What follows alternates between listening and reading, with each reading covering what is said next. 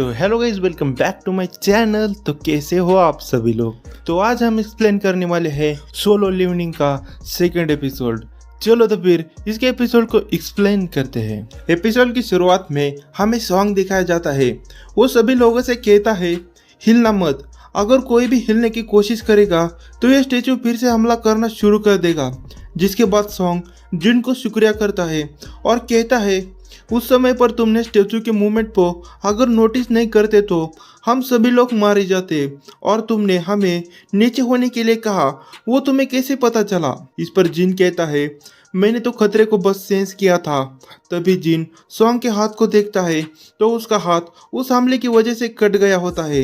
यह देखकर जिन उसके हाथों को कपड़ा बांधने लगता है। तभी सॉन्ग कहता है मैंने काफ़ी बी रैंक के मिशन किए हैं, इसलिए मैं बता सकता हूँ कि ये स्टैचू पक्का ये या एस रैंक के होंगे।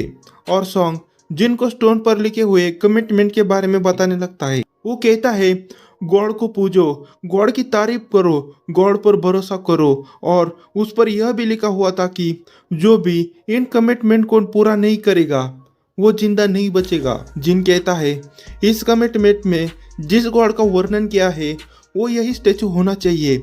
हम लोग इन्हें हारा नहीं सकते, हमें जैसे ही मौका मिलेगा हम यहाँ से भाग जाएंगे। तभी एक हंटर कहता है मैं यहाँ पर ऐसे ही मर नहीं सकता, क्योंकि मैंने एक बड़ी एसोसिएशन के साथ कॉन्ट्रैक्ट किया है। मैं काफ़ी ज़्यादा तेज हूँ, इससे पहले वो स्टैचू मुझ पर हमला करे तब तक मैं यहाँ से भाग जाऊँगा। ऐसा कहकर वो काफ़ी तेज़ी से भागने लगता है, लेकिन तभी उस बड़ी वाली स्टैचू की आंखें चमकने लगती है और उस हंटर पर हमला हो जाता है। उस हमले की वजह से उस हंटर की पूरी बॉडी जल जाती है, सिर्फ उसके पैर ही बचते हैं। यह सब देखकर सभी लोग डर जाते हैं। जिन अपने आप से कहता है यह स्टैचू काफ़ी ज़्यादा पावरफुल है, यह हमें कभी भी ख़त्म कर सकता है। लेकिन जिन सॉन्ग से उस कमिटमेंट के बारे में पूछता है। वो कहता है पहली कमिटमेंट क्या थी। इस पर सॉन्ग कहता है पहली कमिटमेंट थी कि गॉड को पूजो। यह सब सुनकर जिन खड़े होने लगता है। सॉन्ग कहता है यह तुम क्या कर रहे हो, अगर तुम खड़े हो गए तो यह तुम्हें मार देगा। तभी उस बड़ी वाली स्टैचू की आंखें चमकने लगती है, लेकिन तभी जिन उस स्टैचू के सामने झुक जाता है। इसकी वजह से वो स्टैचू जिन पर हमला नहीं करता। इसके बाद जिन सभी लोगों से कहता है सभी लोग उस स्टैचू के सामने झुक जाओ, क्योंकि जब तक हमारे सर एक सर्टन हाइट तक रहेंगे तब तक ये हम पर हमला नहीं करेंगे। यह सब सुनने के बाद सभी लोग उस स्टैचू के सामने झुक जाते हैं, लेकिन तभी वो बड़ी वाली स्टैचू इविल स्माइल देती है। यह सब देखकर सभी लोग डर जाते हैं।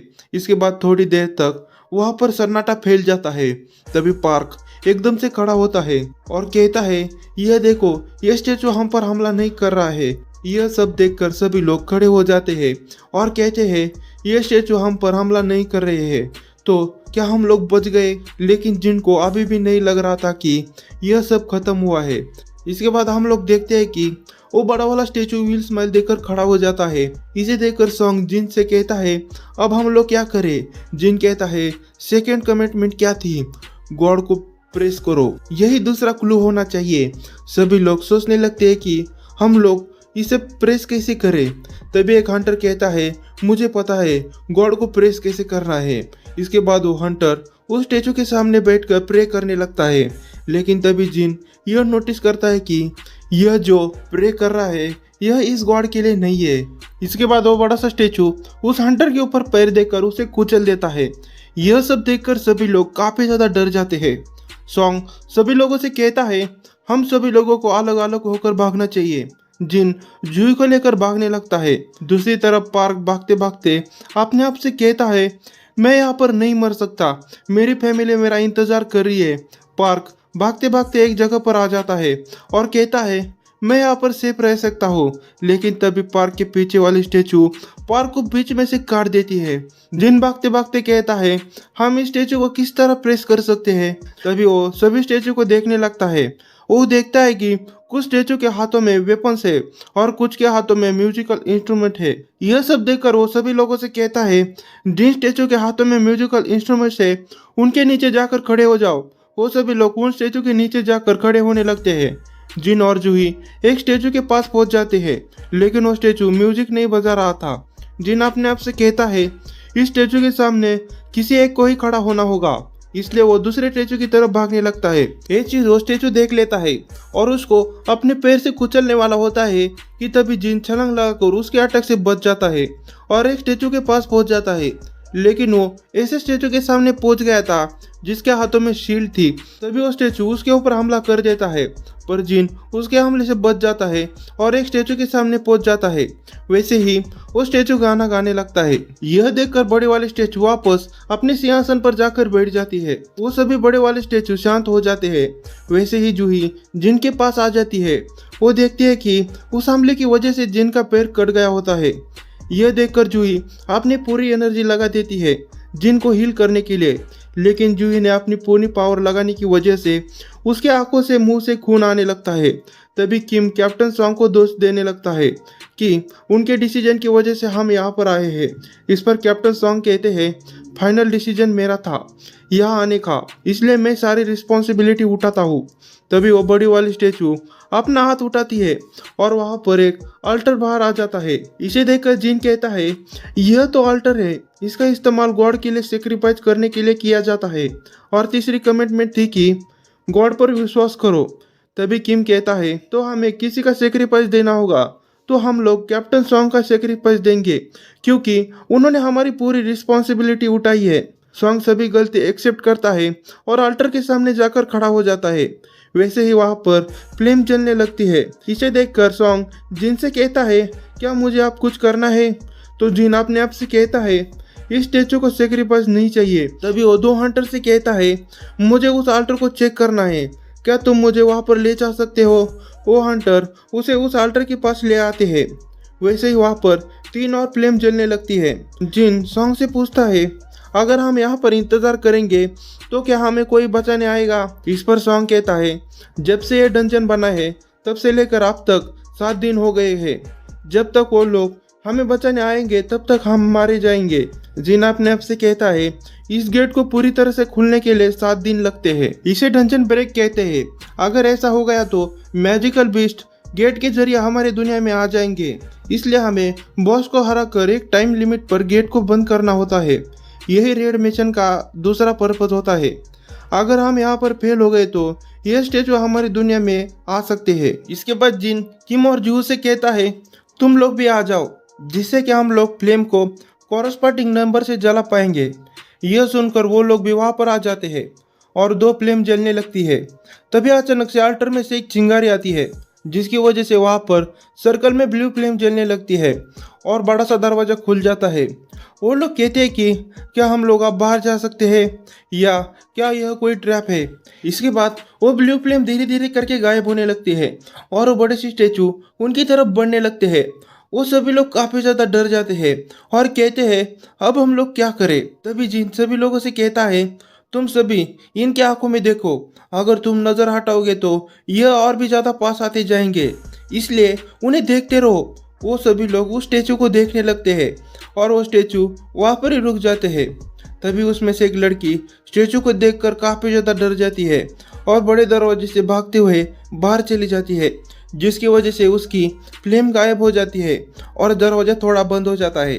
इसे देखकर जिन सोचने लगता है, ब्लू फ्लेम थोड़े समय बाद बुझ रही है, अगर कोई अल्टर को छोड़कर चला जाता है तो ऑरेंज फ्लेम बुझ जाती है।